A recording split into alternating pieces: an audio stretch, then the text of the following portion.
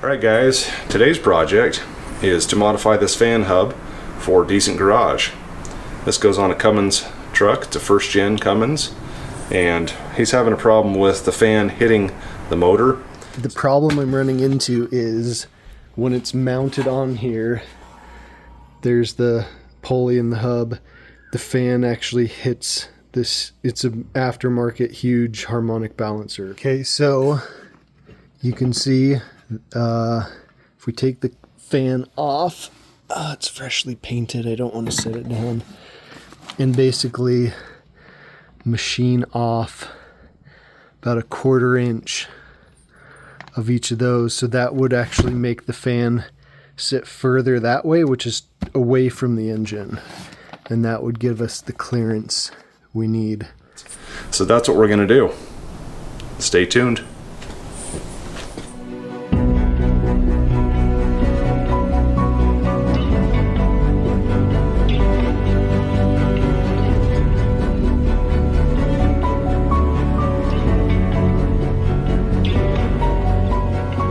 We've got this all indicated in here, and you can see we've got the dial indicator set at 0 so we can check our in feed, and these all zeroed out except for one was about 0.02 out, and I think that's just a surface imperfection.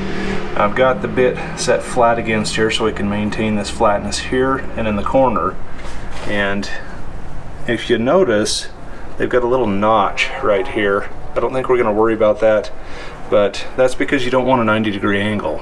That's a spot for a crack to form. I may try and go in there and just do that with a piece of high-speed steel or something.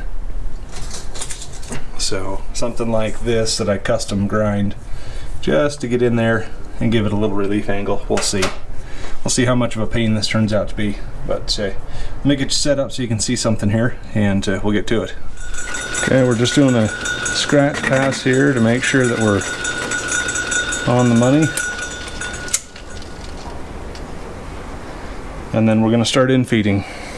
So I'm watching my dial indicator here, and we're going to back this out. I also did switch to a fresh insert because that was not cutting very well. So that side is brand new. Alright, let's just take it a little bit at a time, and we're going to speed up our spindle speed here. This aluminum needs to be cut at high speed if you want a good finish, which we do. Alright, so I've taken a depth measurement off of here to here to see what we're at. Now we also have the dial indicator, so here's where we're at. So it's looking like our depth on here is 110 thousandths. So I like to confirm sometimes with the digital micrometer, especially when I'm using the depth mic like this, because you actually have to read these backward. Man, that gets confusing sometimes. So I can measure off of this just to confirm, and that's getting us about 107. You know, depending, these aren't the most accurate, but 107 to 112. So this is right at 110, I believe, the Starrett. So according to the Starrett, we'll be adding on to that, so we'd be at 360. Now I'm just going to in-feed and take my first cut.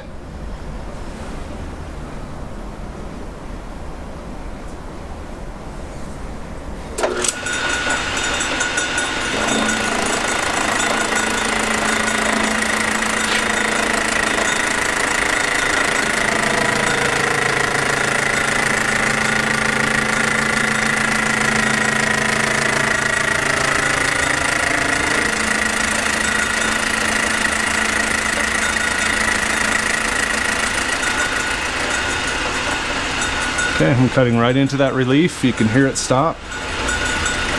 Now as we get deeper, that relief's going to disappear, so we can't rely on that, so we need to watch that closely. Okay, we're not going to touch this carriage moving that way at all. Now something you might notice here that I do not like is you notice that's wobbling all over. Something I found I'm going to have to mention to Tim is when I came out this morning, this had been sitting here like it would be in position on the engine. It's been sitting in the lathe for a couple of days, and there was fluid out here. It's like mineral oil type fluid. So I don't know if this fan clutch is actually any good, because if it's leaking here just sitting here, then it's going to leak on the truck. So we'll see what he wants to do. Looks like we're getting a really nice surface finish on here, so let's just keep on doing what we're doing. Just ease it in.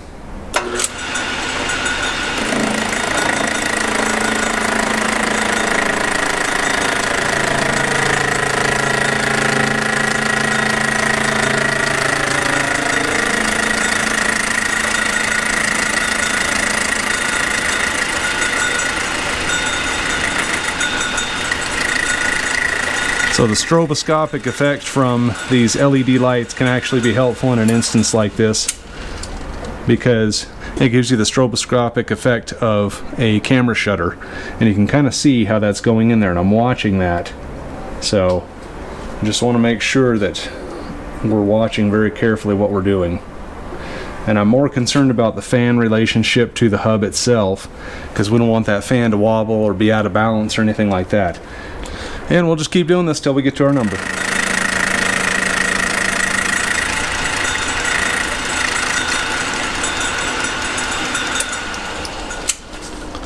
Okay, so we've run into a small problem here, which is a very small problem, and that is that my dial indicator has shifted on its mount here. So we're going to go ahead and just take some measurements and make sure that we haven't overcut or anything like that. I'm sure we haven't. So our total depth is still only 211, so we've got quite a ways left to go. But we'll reset up this dial indicator in a different manner. I've got some magnetic ones. This was just a mount I was trying out. So I think what's happening is it's rotating on its mount. Really, we need 2 points of contact here, but not a huge deal, and we'll fix that. We'll get a reset up and get back to work here. Alright guys, so you can see this is the different setup. I've got this other indicator that'll magnetize to the ways here. These are not V-ways. Craftsman Atlas did these in a strange way, and they did them flat. I have seen a few other machines with flat ways, or one flat and one V-way, but these are both flat, so putting an indicator on this can be a little tricky. But this seems to work well. The only problem is it's hard to see it. And I'm 6'4", so I got to bend down and sit there and look at it. And this gauge is cracked on here. The glass is cracked, so it kind of makes things a little more challenging, but it is what it is.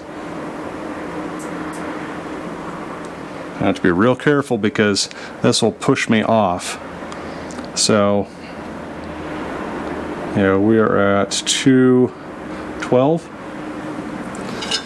which is just about what the vernier caliper said. This actually, you know, for a vernier caliper, the Pittsburgh isn't too bad. But we always want to trust the stare. And this probably isn't critical down to the thousandths being what it is. But still, you know, it's good practice. So, if we're at 212, let's infeed a little bit. Oh my gosh, we got a storm coming in. Looks like a tornado. Filmed a tornado outside my house last year. That was scary. Luckily it didn't touch down. Look at that. Look how fast those are moving. Look at that. Look at it coming over us. Wow.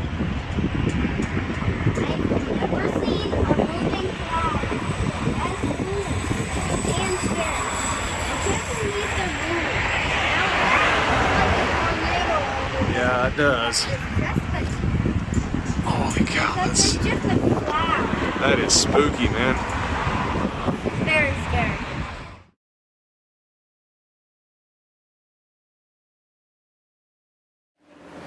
So we're at 212 thousandths here, 212, and we're just going to go plus. We'll come in here and let's say 222, 232. We don't want to do any more than 20 thousandths because we don't want to take a risk with knocking this out of the lathe because I'm not a real big fan of how this is held in the jaws. But this will help us keep track. If I put in the number right, this will help us keep track. And I'll just keep adding it like that. Just remember our total number is 360. So that'll put us at 232.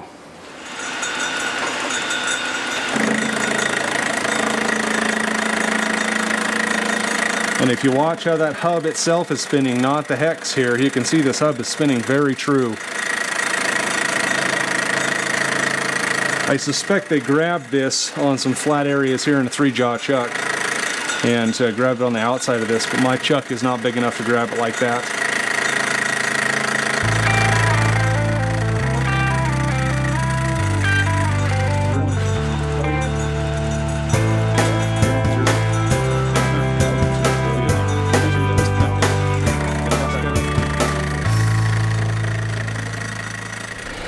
Alright, so we're about 242 total depths, 242. Once again, I'd just like to confirm, just because I'm a visual person. Okay, so there's another way that a lot of people don't know that you can measure with a vernier caliper, but you can also measure here, which is what we're doing. And that's a lot better register on that shoulder. So that says 240. So once again, Starrett is going to be the one I go off of.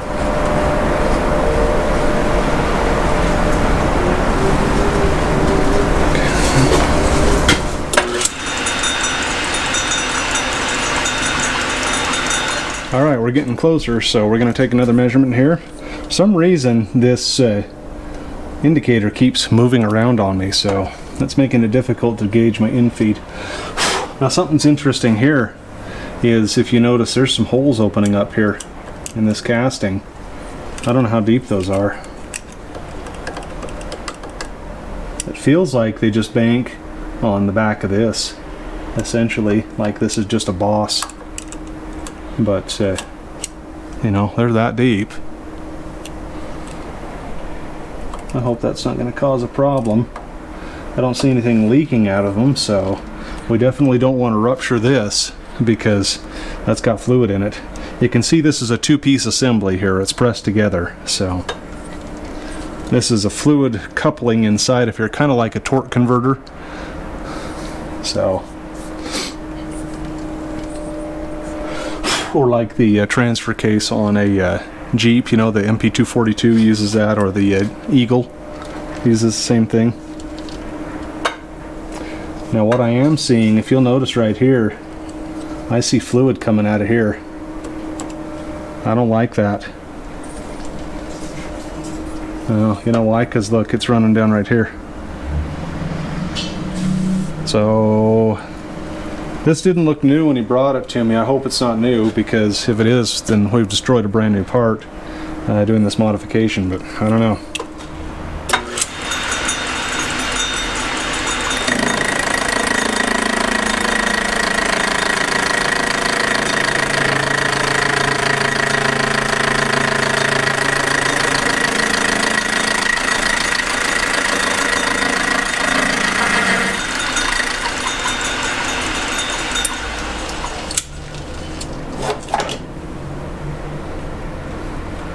Getting real close here.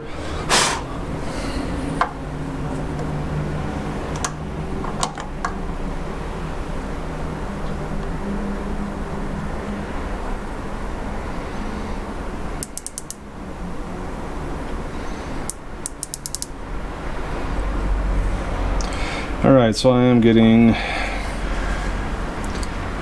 just under 325, so 324, which doesn't correspond with how much I infed, so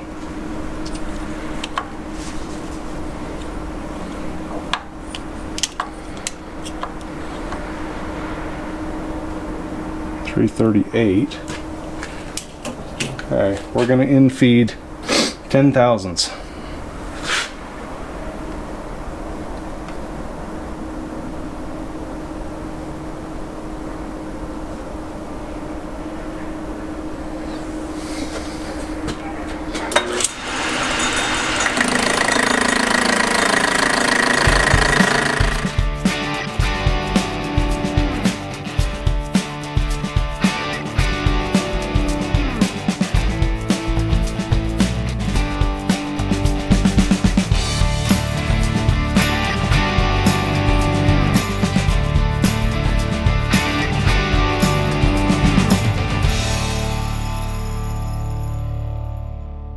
there, so I'll show you what we'll do about that. I hate scammers.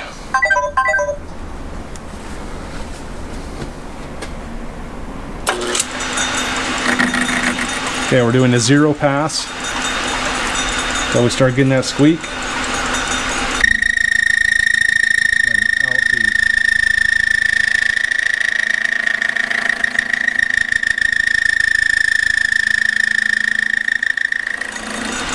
Alright, so that took a total of 1,000th off, and I'm good with that.